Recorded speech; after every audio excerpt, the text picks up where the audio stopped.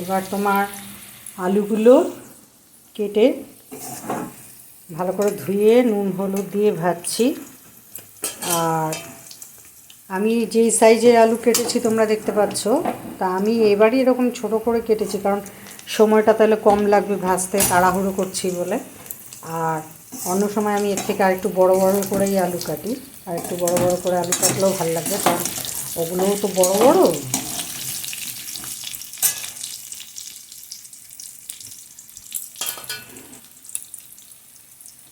এবার কী করবো দেখো, এবার আমি একটু ধনে গুঁড়ো দিয়ে দিচ্ছি,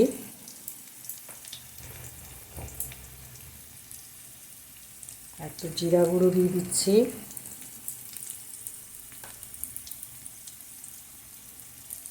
একটু লঙ্কা গুঁড়ো দিয়ে দিচ্ছি। তোমরা ইচ্ছে করলে অল্প লঙ্কা গুঁড়ো দিলে আর অল্প কাঁচা লঙ্কা দিলে দুটো মিক্স করেও করতে পারো।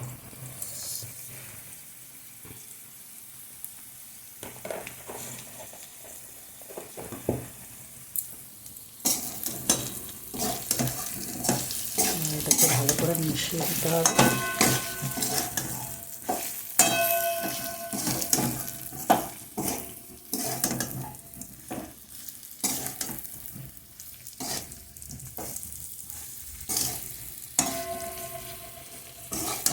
হয়ে গেছে, ভাজা ভাজা হয়ে গেছে। এবার অল্প জল ঢেলে দিলাম।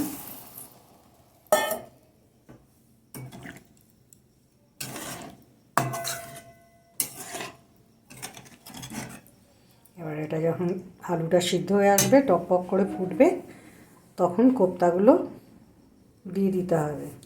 আর এই কোপ্তাগুলো তোমার অ্যাকচুয়ালি তোমরা ভেজেও খেতে পারো, মানে সবসময় যে এরকম কোপ্তা কারি করতে হবে এরকম কোনো কথা নেই। ইচ্ছা করলে তোমরা ডালের সাথে মুখে দিয়ে খুব সুন্দর লাগবে, ক্রিস্পি।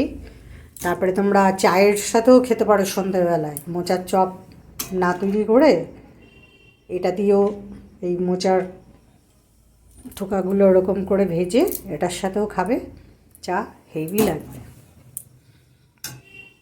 আজকে তোমাদেরকে মোচার একটা ইউনিক রেসিপি দেখাচ্ছি মোচার।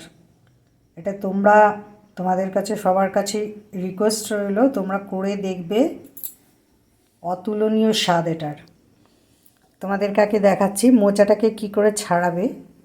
মোচাটা যখন ছাড়াবে এরকম থোকা থোকা করে ছাড়াবে, বুঝেছো? থোকা থোকা করে ছাড়িয়ে তারপরে তুমি যেরকম করে মোচা ভাজতে হয় ওগুলো বের করে নিলে ভেতর থেকে, এই রকম থোকা থোকা হলে পরে বের করে তোমরা একটু ভাপিয়ে নেবে। আমিও ভাপিয়ে নিয়েছি। আর এদিক দিয়ে আমি একটা ব্যাটার তৈরি করে নিয়েছি, দেখতে পাচ্ছ, চালের গুঁড়ো, নুন, হলুদ গুঁড়ো, লঙ্কা গুঁড়ো, এগুলো এবার আমি খুব ভালো করে একটা ব্যাটার তৈরি করে নেব। আর তোমরা যদি কেউ মিষ্টি পছন্দ করো এর মধ্যে একটু মিষ্টিও দিয়ে দিতে পারো।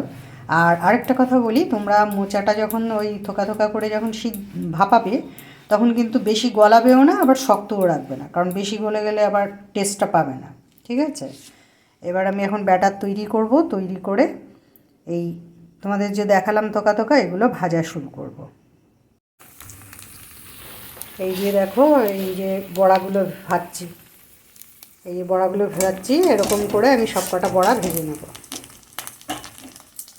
এই দেখো কড়াইতে ভাজছি, এটাই আমার লাস্ট, সব ভাজা হয়ে গেল। এই দেখো এখানে ভেজে রেখেছি সব। ভাজাগুলো এরকম হবে দেখতে, এরকম এরকম হবে, এই যে এরকম পুরো থোকা শুদ্ধ কাটবে, এইরকম ব্যাটারে ডুবিয়ে ভাজলেই এরকম হবে, দেখছো? এবার আমার আলুগুলো সব গলে গেছে, রান্না মোটামুটি গ্রেভিটা রেডি হয়ে গেছে। আর তোমাদেরকে একটু বলছি, তোমরা কিন্তু জলটা মানে ধরো মাখা মাখা করার জন্য যেরকম জলটা দাও কোনো কিছু আইটেম রান্না করতে গেলে, তার থেকে একটু বেশি জল দেবে, কারণ এই রান্নাটায় তুমি যখন ঝোলটা নামাবে আস্তে আস্তে কিন্তু টেনে যাবে, শুকিয়ে যাবে, কাজেই একটুখানি তার থেকে বেশি জল দেবে। এই একটু আমি চিনি দিয়ে দিলাম, আর একটু গরম মশলা দিয়ে দিচ্ছি,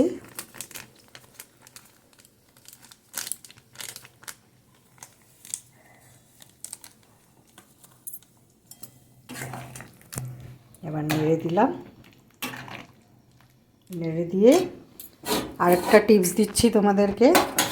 এই আইটেমটা যখন রান্না করবে তখন কোপ্তাগুলো মানে মোচার কোপ্তাগুলোকে তুমি যখন রান্না করবে তখনই না ছেড়ে দিয়ে যখন খাবে, ধরো তুমি যদি সঙ্গে সঙ্গে সার্ভ করো তাহলে তুমি তখনই ছেড়ে দিতে পারো। আর যদি ভাবো যে আমি 4 ঘন্টা পরে 5 ঘন্টা পরে আবার কেউ খাবে, তাহলে তুমি সেটাকে ভাজাটা রেখে দেবে আলাদা আর গ্রেভিটা আলাদা রেখে দেবে। তারপরে যখন খাবার দেবে তখন তুমি ওটাকে ছেড়ে দিয়ে পরিবেশন করবে, কারণ এগুলো খুব হালকা ক্রিস্পি তো, আগের থেকে ঝোলে যদি সব দিয়ে দাও গলে যাবে।